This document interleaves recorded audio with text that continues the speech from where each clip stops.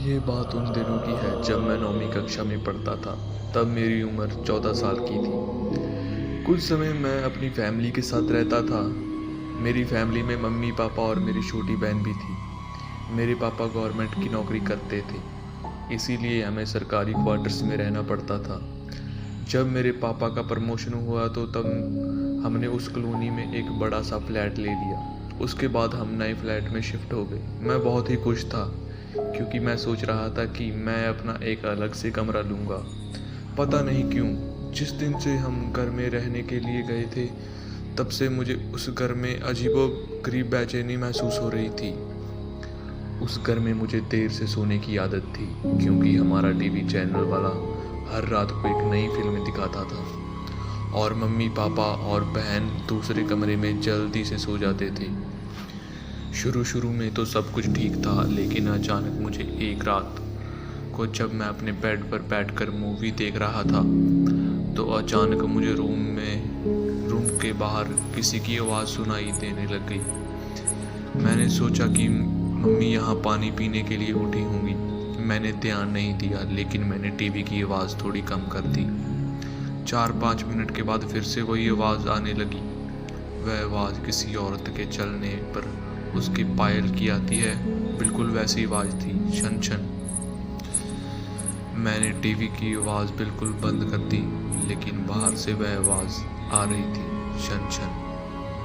ये आवाज़ सुनकर मेरा शरीर कांपने लगा, मेरे रोंगटे भी खड़े हो गए। आवाज़ लगातार आ रही थी, 4-5 सेकंड के लिए भी सुनाई देती थी, उसके बाद बंद हो जाती थी। 3-4 मिनट के बाद फिर से छन छन, जैसे कि कोई भारी पायल पहनकर चल रही है। मेरा दिल जोर जोर से धड़कने लगा। ऐसा लग रहा था कि मेरा हृदय छाती से बाहर निकलकर अभी मुंह में आ जाएगा। पता नहीं चल रहा था मैं क्या करूं। मैंने सोचा कि मैं अपने मम्मी पापा को उठाकर उनसे सारी बातें बता दूं। बाद में मैंने हिम्मत करके दरवाज़ा खोला। अचानक वही आवाज़ सुनाई दे रही थी, छन छन। उस समय वही आवाज़ बिल्कुल मेरे सामने से आ रही थी। ऐसा लग रहा था कोई स्त्री चलकर मेरे पास आ रही है, लेकिन सिर्फ आवाज़ ही आ रही थी। सामने कोई भी नहीं दिख रहा था और आवाज़ बिल्कुल स्पष्ट सुनाई दे रही थी। मैंने मम्मी पापा को जगा दिया और सारी सच्चाई उनको बता दी। मेरे पापा इस बात को मानने के लिए बिल्कुल तैयार नहीं थे, वैसे भी वो सभी नींद में थे।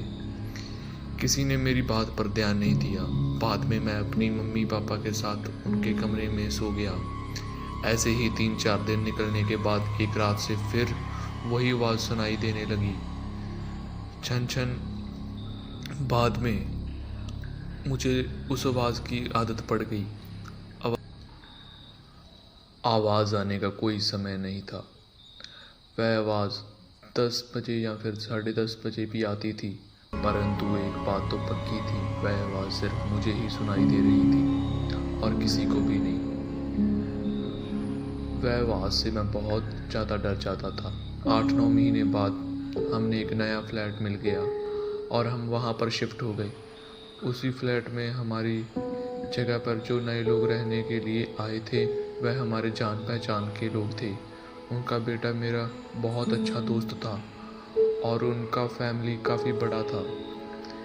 एक दिन वह अंकल हमारे घर पर आए और हमसे पूछा कि क्या आपको कभी कोई आवाज़ सुनाई दे रही थी।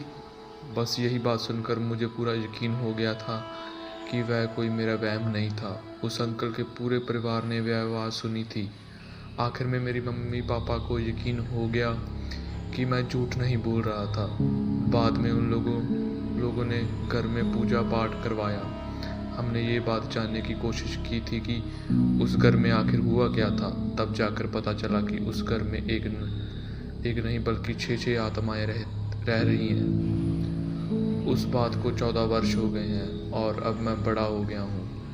मुझे पता नहीं है कि क्या आज भी वह आवाज़ सुनाई दे रही है या नहीं, लेकिन आज भी मैं उस आवाज़ के बारे में सोचता हूँ तो मेरा मन में अजीब सा डर लगने लगता है। भगवान की कृपा है कि आज सब कुछ ठीक है। अगर आपको ये स्टोरी अच्छी लगी, वीडियो को लाइक कर